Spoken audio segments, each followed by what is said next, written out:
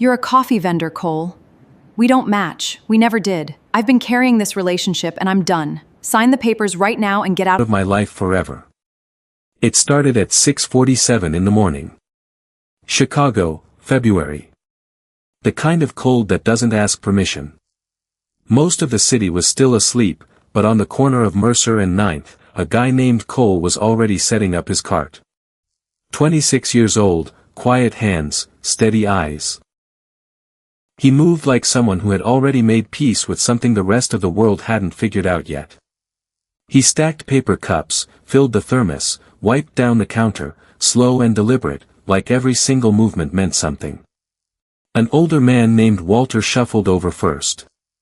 He came every morning, newspaper under his arm, same spot, same order.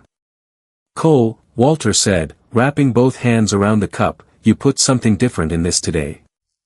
Cole didn't look up. "Little cardamom.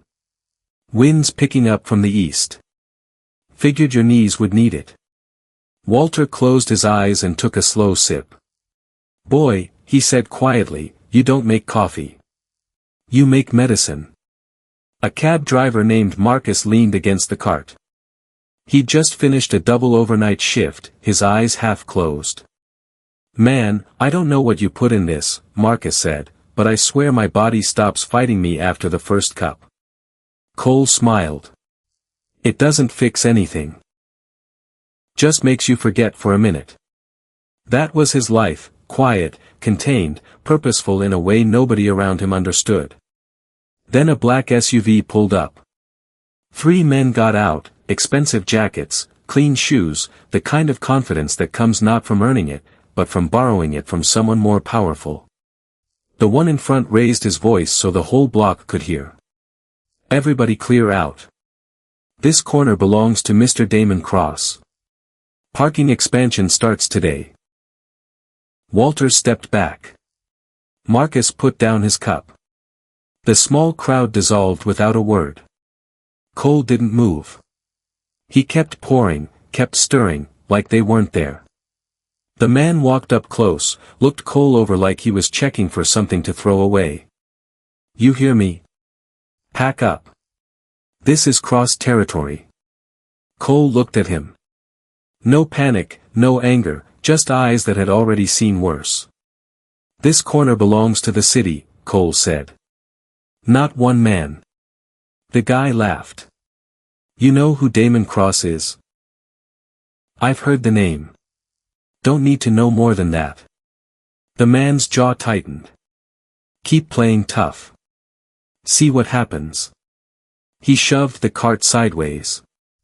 2 cups fell and cracked against the pavement. He pointed at Cole like a warning and climbed back into the SUV. Walter came rushing over. "Cole, those are Cross's people. Don't do this." Cole crouched down and picked up the broken pieces, one at a time. "Walter," he said, "a man who wakes up in the morning to take something from somebody with nothing, I'm not afraid of him." That evening, a different car arrived, bigger, quieter. The man who stepped out didn't need to raise his voice to make a room pay attention. His name was Ray, Damon Cross's operations director, the kind of man who ended problems before they became headlines. "You the one who talked back to my guys this morning?" Cole turned around, calm. "I asked for what was mine. If that's talking back, sure." Ray stepped closer. "You know what the Cross Group is?" "I do." "Then you know your little cart won't be here tomorrow."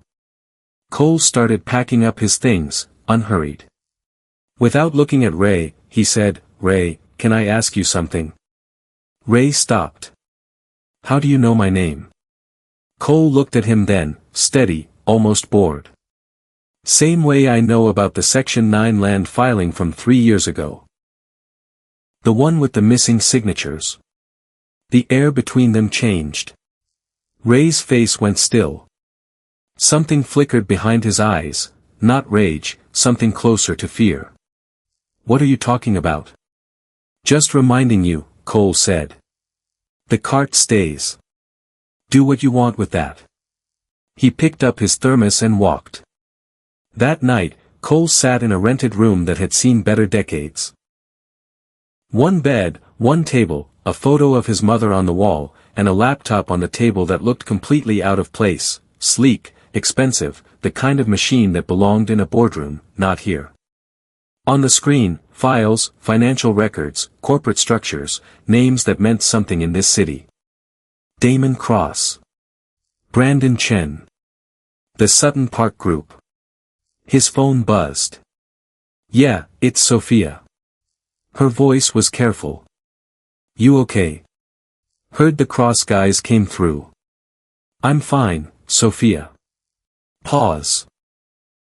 The Hastings Group galas in 2 days.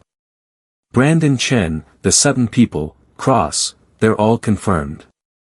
And Elena, she said the name quietly, her and her brother Tyler. Both on the list.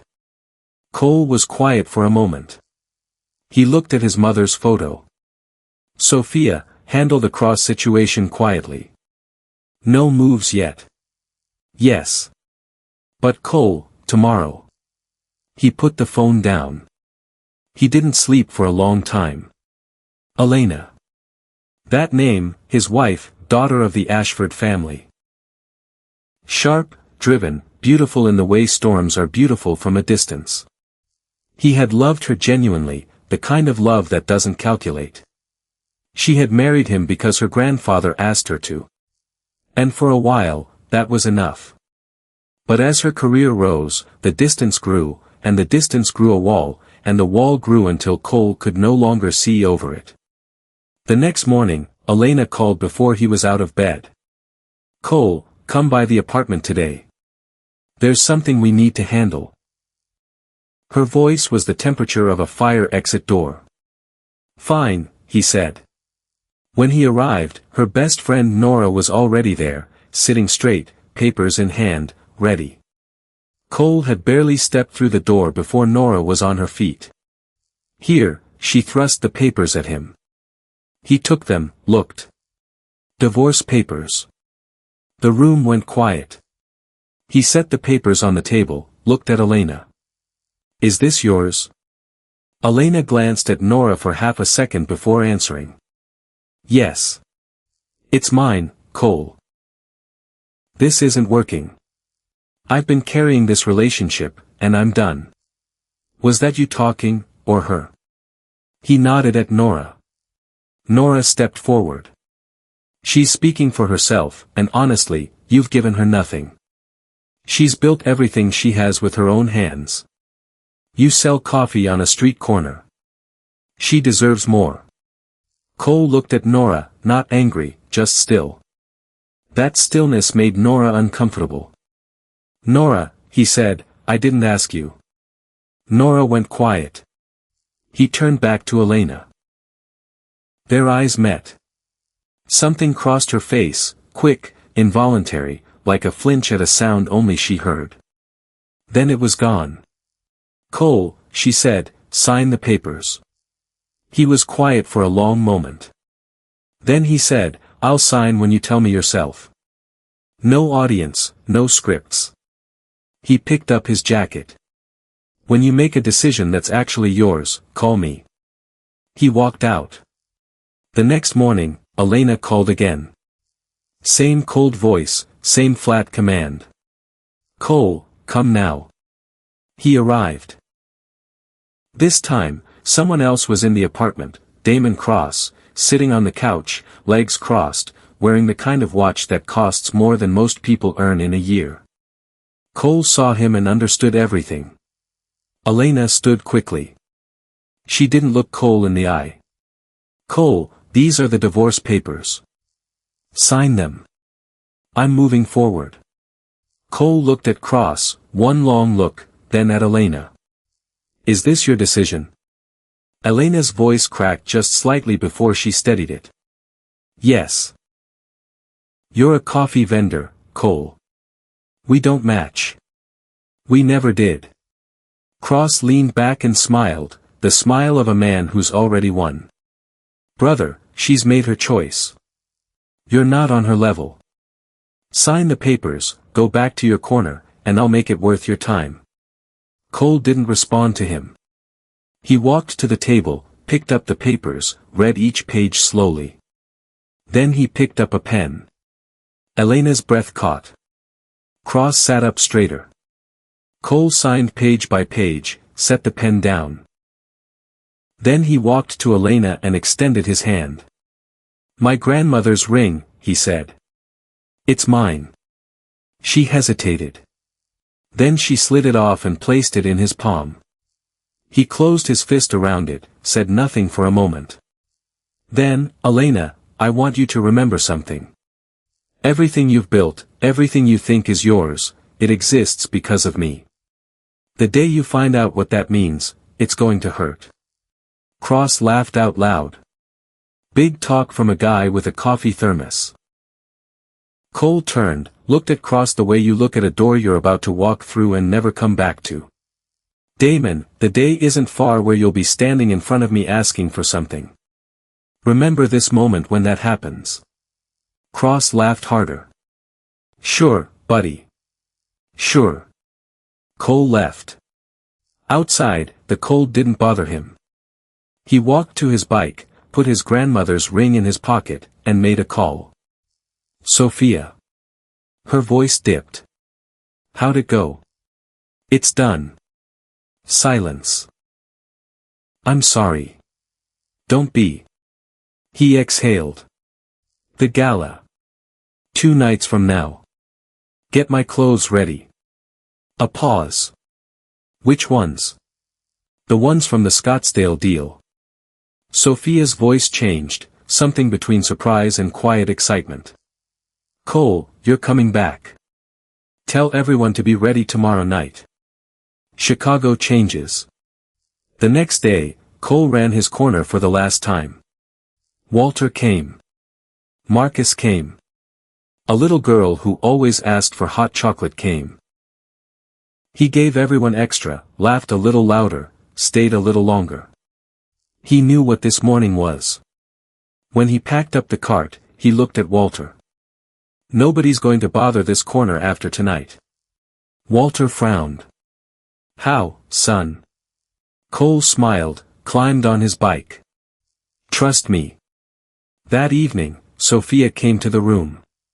She had the suit. When Cole put it on and turned to the mirror, Sophia stopped mid-sentence.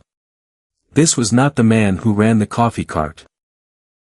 This was someone entirely different, the kind of person that rooms go quiet for before they've said a word. "Cole." Sophia couldn't finish the sentence.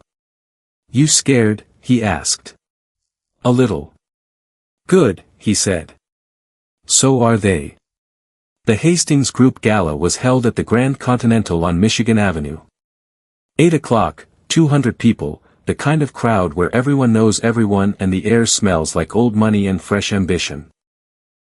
Brandon Chen, the Sutton Park executives, Damon Cross with his father Richard Cross, Elena Ashford with her brother Tyler. They moved in their separate circles. They laughed. They clinked glasses. They congratulated each other on things they hadn't fully earned. At the far end of the room, the host, Warren Hastings, stood apart from the crowd. His eyes kept moving to the main entrance. His assistant leaned in. "He's not here yet," Warren said. "He'll come. And when he does, watch every face in this room." Near the bar, Cross had his arm around Elena's shoulder. He lowered his voice. "After tonight, the Ashford Group and the Cross Group are the biggest names in the city. My father and Hastings go back 20 years. This deal is done." Elena smiled, but her eyes weren't completely in it. Tyler stood nearby, grinning. "And that coffee guy, thought he was going to be a problem. Where is he now?" Elena's smile stayed in place, but she didn't respond. Then the main doors opened. There was a small commotion near the entrance. A security guard stepped in front of someone. Voices exchanged. Tyler looked over and snickered. "There he is. They're going to throw him out." Cross laughed. "This is actually perfect. Let him get embarrassed in front of everyone." Elena turned. Cole stood at the entrance in a charcoal suit that fit like it was made for exactly this room. Same calm face, same quiet eyes. Not nervous, not performing, just there. The guard said, "Sir, your name isn't on the guest list." Cole said, "Tell Warren Hastings that Cole is here." "I can't bother Mr. Hastings for." The guard hesitated, walked over, said something quietly to the assistant. The assistant looked up, walked briskly to Warren.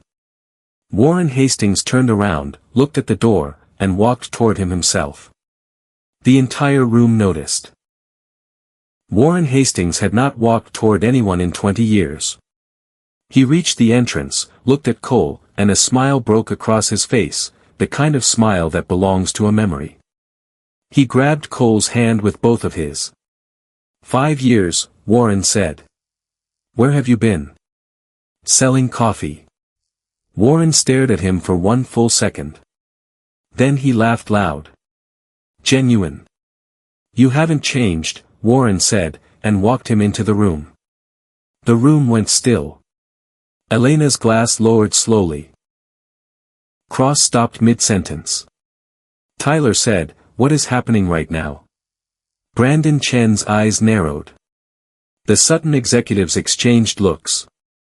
Richard Cross went rigid. Warren brought Cole to the chair at the center of the main table, a chair that had been empty since the night began. Cross could not help himself. He pushed through the crowd and walked up. "Warren, what is this?" This man crashed the event. He wasn't even invited. He runs a coffee cart on Mercer Street. "Do you know who he actually is?" Warren looked at Cross slowly. "I know exactly who he is. The question is, do you?" "He's a nobody." "Go sit down, Damon." Cross's mouth closed. He stood there for a moment, then took one step back. Warren turned to the room.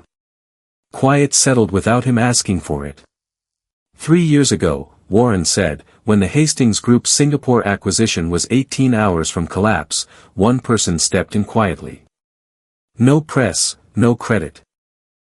He restructured the financing in 48 hours and saved a $2 billion deal. Warren looked at Cole. "You want to tell them, or should I?" Cole stood. He looked at the room, every face. Brandon Chen, the Sutton people, Richard Cross, Elena. He reached into his jacket pocket and pulled out a ring. Gold, a small crest engraved on the band. The ones who knew it went pale. Brandon Chen said under his breath, "That's the Ashworth seal." Cole put the ring on. "My name is Cole Ashworth," he said. "Chairman of Ashworth Capital." No one moved. Cross's color drained. Tyler's jaw dropped. Elena closed her eyes. "I chose a different life for a while," Cole said. "I wanted to see how the world treats a man when he has nothing. When his name means nothing. When he's just a guy with a cart on a corner." He paused. "Now I know." His voice didn't rise. That was the thing about it, the lower it stayed, the heavier it landed. "Some of you had my cart destroyed.